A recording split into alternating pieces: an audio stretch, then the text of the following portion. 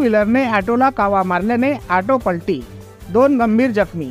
आज दिनांक 2/2/2024 रोजी दुपारी 3च्या सुमारास सविस्तर वृत्त असे की कारंजावरून वडवीसाठी जात असलेल्या ऑटो रिलायन्स पेट्रोल पंप समोरून जात असताना 2 व्हीलर चालकांनी कट मारल्याने ऑटो चालकाचे यावरील नियंत्रण सुटल्यामुळे अपघात झाला।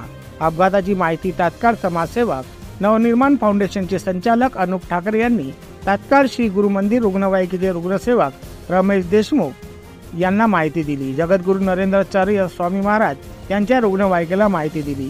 तात्काळ रुग्णालय नितीन पाटील मानकर हे घटनास्थळी रवाना झाले। दोन्ही अपघातात जखमी झालेल्या रुग्णांना रुग्णवाहिकेद्वारे उपजिल्हा रुग्णालय येथे दाखल केले। अपघातात जखमी झालेल्या रुग्णांची नावे दीपाली वनारसे 30 राहणार वडवी, किसन मारुती इंगोले वय 70 राहणार वडवी हे या अपघातामध्ये गंभीर जखमी झाले आहे। तेथील वैद्यकीय अधिकारी ऑर्थोपेडिक सर्जन डॉक्टर मोरे व डॉक्टर हाके यांनी त्यांच्यावर प्रथम उपचार करून पुढील उपचारासाठी अकोला येथे रेफर केले।